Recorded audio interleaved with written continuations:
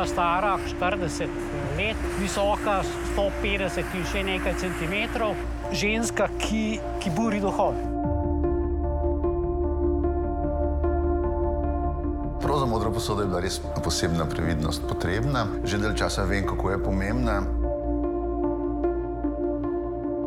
Na nek način je pač vsako odkritje seveda posebno, ker zmeraj se dejansko poglabljamo neko okolje bilo prej dotaknjeno.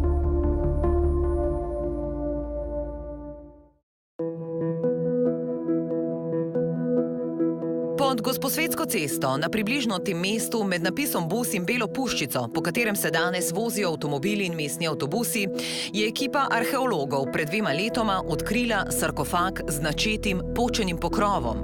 Vabil jih je, da pokukajo vanj in že prvi pogled skozi kamnite špranje je dal slutiti, da se v njem skriva nekaj izjemnega. Trenutke tega vznemirljivega odkritja je z nami podoživel Rene Masaryk, arheolog, ki je med prvimi uzrl edinstveno modro posodo. Ko smo ga prizdvignili, je kolegica skliknila pač nekaj od spodaj, pač je grob je celo hranjen.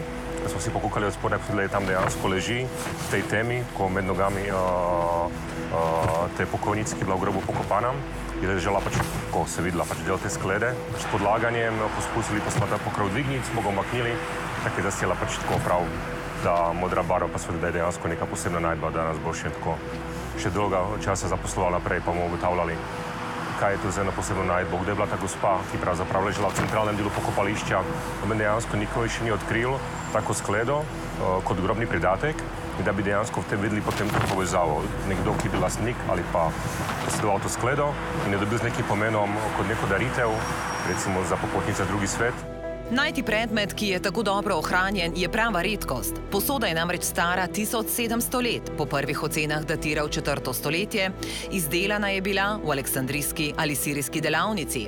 V premeru ima okoli 21 cm, okrašena je z motivom grozdja in trtinih listov, nosi v grščini napisano sporočilo, ki pravi: "Pi, da bi živel večno, veliko let." Takole ponosno so jo na ogled postavili v zakladnici Ljubljanskega mestnega muzeja. Posoda ima tak čist mečken ročajček, na kateri je bilo morda nekaj obešeno, kakšna žlička za mešanje vsebine in nima stojne površine, verjetno je bila nekoč na nekem stojalu, je morala stati. Pripeljana, prinešena od zelo daleč in je mogoče tudi to del te njene posebne vloge, če jo gledamo v tem krščanskem kontekstu, prihaja iz krajev, kjer je ne nazadnje par stoletij, preden je bila ta posoda položena v sarkofag, hodil Jezus s svojimi učenci. Še veliko bolj kot modra skleda domišljijo stroke, slovenske in zdaj od objave v National Geographicu tudi svetovne javnosti buri skrivnostna ženska. Prav njej so namreč ob pokopu v sarkofag položili presunljivo posodo. In ravno ta izjemni pridatek umrli priča o tem, da ni bila običajna prebivalka, pojasnjuje vodja izkopava na Gosposvetski cesti Martin Horvat. Vemo v bistvu, da je bila stara, ko je umrla seveda nekje 40 let, okrog 40 let, visoka 150 in še nekaj centimetrov. Bila je v bistvu na nek način tudi poškodovana, če lahko temu rečemo, glede na antropološke analize so pokazale, da je imela en del kolka nekoliko obrabljen, tudi zaceljen zlom ramenske kosti, skratka ženska, ki buri duhove. Poleg modre posode je bila pokopana z 2 zapestnicama na levi roki, obe sta iz gagata. Povsem možno je, da je nosila pajčolan, da je bila pokrita s tkanino iz zlatih niti, ki so jih našli ob skeletu. S katerega konca sveta pokojnica izvira, bodo najverjetneje razkrile analize, ki tečejo za muzejskimi zidovi. Analiza stroncija bo, tako upajo, pojasnila, kje je misteriozna gospa odraščala. Njena starost ob smrti in višina sta primerni za pozni čas Emone, a njena vloga v družbi, kako je živela, s čim se je prehranjevala, to za zdaj ostaja uganka. Lahko le ugibamo, da je najverjetneje prihajala iz višjega sloja družbe, ne zgolj v materialnem, tudi v duhovnem, mističnem smislu. Danes vemo, da je v bistvu ta skrivnostna ženska na nek način tista prva oseba, okrog katere se je začela razvijati zgodba o recimo tem nekem krščanskem ali pa krščanski skupnosti v rimskodobni oziroma rimski Emoni. Če poenostavim, ta sarkofag, v katerem je pokopana ta ženska, je pravzaprav prvi. Na tem mestu in okrog nje se vsa zgodba pravzaprav odvija, dogaja. Njen sarkofag je bil umeščen v pogrebni objekt, v kapelico. Okoli njenega groba je bilo koncentrirano pokopališče krščanske skupnosti v Emoni. Izkopavanja so namreč ovrgla predhodne domneve, da je imela Gosposvetska cesta rimsko predhodnico. Ni je imela. Na tem mestu je bilo izključno pokopališče, del severne emonske nekropole. Med 10-mesečnim izkopavanjem so arheologi odkrili, da je bila naslednica prvotne kapelice veliko večja stavba, bogato okrašena, saj so našli tudi del mozaika, ki je prekrival tla. Med okoli 350 posmrtnimi ostanki pa več 10 sarkofagov, kar priča o tem, da so bili na tem mestu pokopani Emonci vseh družbenih slojev iz zgodnjekrščanskega obdobja. Pokopani so v sarkofagih, grobnih jamah, grobnicah, zidanih, skratka cela paleta različnih načinov pokopanja.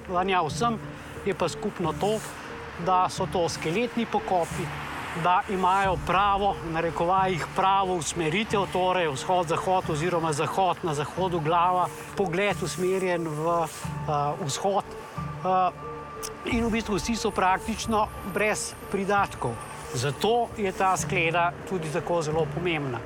Ženska z modro posodo je epohalno odkritje, navdušeno pripoveduje fotograf Arne Hodalič. Ko so članek o tej edinstveni najdbi skupaj z impresivnimi fotografijami objavili v slovenski izdaji revije National Geographic, je zazvonil telefon iz Washingtona. Zgodbo so prepoznali kot najboljši prispevek tujega uredništva, zato so jo v angleški različici objavili na spletni strani, ki jo bere na desetine milijonov ljudi. Skrivnostna ženska zadnje tedne navdušuje svet, modra skleda žanje svetovno slavo. Seveda, ko fotografiraš, je ogromno nekih stativov, luči, flešov, svetlobna miza, to imaš vse svojo opremo, ne pač studijsko opremo in zelo hitro bi lahko kaj padli, jasno. No, prav pri modri skledi, jaz sem že dalj časa vem, kako je pomembna in ko sem prišel fotografirati, sem rekel, jaz se jo ne bom dotaknil. Prosim nekoga v belih rokavicah, da jo bo premikal, vse ostalo bom pa jaz poskrbel, pač da ne bo padlo. Tako da se dotaknil sem se jo, nisem jo pa prijemal ali pa predstavljal. Prevelika odgovornost. Hodalič s slovenskimi arheologi sodeluje že 2 desetletji. V National Geographicu je kot prvi slovenski fotograf leta 2007 objavil reportažo o najdbah v Ljubljanici. Med izkopavanji so namreč odkrili ene najstarejših ostankov človeka pri nas, stare 9500 let. Velik del javnosti sprejema naše delo in celo pozdravlja naše delo. V resnici sami ne dohajamo te intenzivne gradbene dejavnosti v samem mestu, kar povzroča, da imamo seveda svoje zaostanke pri objavah, znanstvenih objavah gradiva. Več razstav bi morali samo preprosto s kadrom, s katerim razpolagamo, trenutno več pravzaprav niti ne zmoremo. Zadnji 2 desetletji sta za arheologe izjemno plodni, v Ljubljani nenehno brnijo gradbeni stroji. Med pomembnejšimi odkriti pa makadamske ulice, insule, večstanovanjske hiše, v eni od njih pa javne terme, tam, kjer naj bi zgradili novo narodno in univerzitetno knjižnico. Rimsko cestišče na današnji Prešernovi, množično pokopališče, vse od Kongresnega trga do gospodarskega razstavišča, na katerem so odkrili vrsto predmetov. Zelo pogosto je novec, plačilo Haron-obrodniku, ki te pele čez Styx v svet umrlih, potem ulenka, ki je tule sicer ni, ampak to je tisto, kar ti sveti in kar je zelo vsakdanje predmet v rimskem času, pa posode za hrano in pijačo, da ti je dobro. Na drugi strani seveda družina tudi na tvojem grobu poje zadnji obrok, ti potem čez 9 dni spet prinese obrok in ti potem pušča ob nekih teh obletnicah smrti, rojstnega dne in tako naprej. Tega imamo veliko v verih, da se pusti hrana na grobu umrlega. Pred skrivnostno žensko z modro posodo, ki velja za najmanj najdbo desetletja, če ne kar stoletja, je za najbolj spektakularno veljalo odkritje leta 2015 na Slovenski, nasproti Šestice. Nedotaknjen grob, v katerem so na vodi plavali predmeti. Grob emonske zdravnice. Zato pozno, ali pa bom rekla druga polovica 1. stoletja, je tak običajen grob v kamniti skrinji. Pokrita je bila s pokrovom in v njej je bila tale steklena žara. V žari pepel pokojnika, smo takrat še mislili.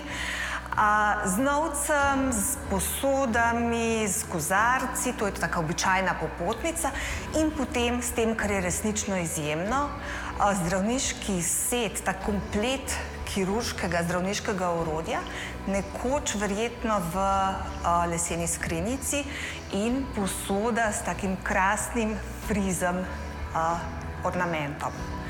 Zdaj, tisto, kar nas je posebej presenetilo, so bile rezultati antropoloških raziskav, ki so povedali, da je pokopana, da je v tem grobu ženska. V rimskem času so bile ženske zdravnice večinoma babice, ki so pomagale pri porodu.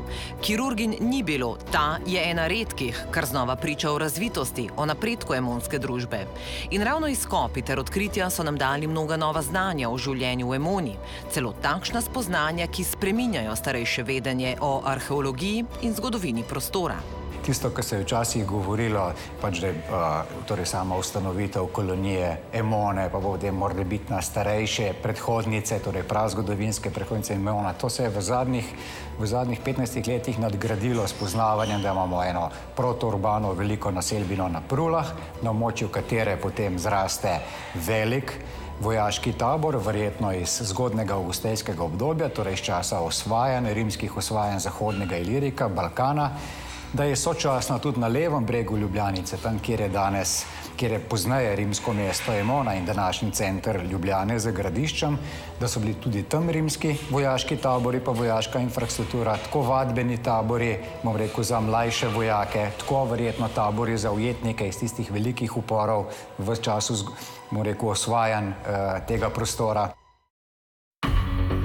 Veliko več vemo o komunalni ureditvi Emone, o tem, kako so gradili kanalizacijo. Komunala v času Rimljanov je bila nepresežena do konca 19. stoletja.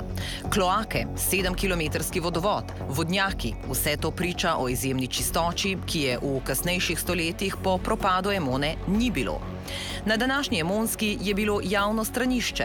V arheološkem parku zgodnje krščansko središče na Erjavčevi je na ogled krstilnica, po tleh obdana z mozaikom, ki je v Emoni izgledala takole. Pa tipična emonska hiša na Mirju, blizu rimskega obzidja, rimski vodnjak v parku Zvezda, kip Emonca, eden redkih ohranjenih celopostavnih kipov iz antike. Zaradi vsega tega poznamo razvoj mesta od 2. tisočletja pred našim štetjem do danes. Bomo rekel, način gradnje pa obrambni sistem tega rimskega vojaškega tabora na Prulah. Tam se vidi dvojni jarek z obzidjem, s palisado, z posebnimi protipehotnimi pa protikonjeniškimi ovirami, ogromna množica vojaške opreme. To so pač najdbe, ki pritegujejo pozornost strokovnjakov, seveda iz cele Evrope, da ne rečem sveta. Raziskovanje Emone, rimske naseljbine s 3000 prebivalci, je staro. Vemo, da so jo gradili vojaki, da je bilo mesto ustanovljeno zaradi pomembne strateške lege, da so v njem živeli trgovci, obrtniki in zemljiški posestniki, saj je bila zemlja temelj rimskega bogastva. In kar so do danes odkrili že preko 3000 emonskih grobov, je le vprašanje, kaj se še skriva pod ljubljanskimi cestami. To seveda praktično pomeni, da vsak poseg, vsaka lopata, ki se zakoplje v zemljo pod današnjo površino na tem delu, tako ali drugače pravzaprav seže ali doseže to grobišče. In takrat seveda nastopimo pač mi, arheologi oziroma žličkari, kot nam nekateri tudi pravijo. Da se na Gosposvetski skriva nekaj zanimivega, so arheologi vedeli že vnaprej, saj sta o najdbah ostankov rimske nekropole na tem območju že v 17. stoletju poročala duhovnik in zgodovinar Janez Ludvik Schönleben in njegov sodobnik Janez Vajkard Valvazor. Arheologi zato posegajo odgovorno, previdno, da dobijo čim več podatkov o naši dediščini. Ker posegajo v nekaj, kar bi moralo ostati nedotaknjeno, to počnejo s pieteto, spoštovanjem do pokojnika in svojcev, ki bi si najbrž želeli, da njihov bližnji počiva v miru. Martin Horvat v svoji dolgoletni karieri nikoli ni izkopaval tam, kjer bi si sam želel. Se pa spominja, kako zahtevno je bilo ravno zaradi pomembnosti lokacije delo na Gosposvetski. Tukaj je izjemna koncentracija kamnitih sarkofagov. In če si zdaj predstavljate, da je treba vsak sarkofag dokumentirati, očistiti, v bistvu na nek način raziskati, če želite, na samem terenu, potem pa dvigant nepoškodovanega, prepeljati na neko drugo lokacijo, recimo v arheološki depo. Potem si lahko predstavljate, kako tako delo poteka, recimo ob tem, da je bil še en vozni pas v času izkopavanj v uporabi. Skratka, tukaj smo izkopavali, dvigovali sarkofage, mestni avtobusi so vozili pol metra od naših glav in tako naprej. Skratka, dokaj zahteven teren je bil to. Zaradi arheoloških izkopavanj imajo največ sivih las zasebni investitorji, ki po zakonu tudi plačajo izkop. Ker se zaradi morebitnih najdb gradbena dela lahko časovno zamaknejo, zavlečejo, gredo marsikateremu vlagatelju pošteno na živce. Kot tudi vsem tistim, ki se nanje jezijo zaradi zaprtih cest, prepočasne gradnje parkirišč in podobno. A dejstvo je, njihovo delo šteje, bogati znanje vseh nas. Tukaj dokumentiramo našo dediščino, našo skupno dediščino, ki bi bila brez teh raziskav seveda uničena. Ne? Gre za vprašanje, ali ta del razrije pač bagar in pri tem seveda uniči vse tisto, kar je v zemlji, ali to rešimo arheologi, skratka pač tisti, ki poskušamo te predmete oziroma te informacije dokumentirati. In te informacije tudi interpretirati, da bi vsem nam pojasnili, kaj se je nekoč dogajalo pod pločniki, po katerih hodimo, pod cestami, po katerih se vozimo. Da bi razumeli našo zgodovino, kako so živeli naši predniki in mesta pred Ljubljano, kot jo poznamo danes.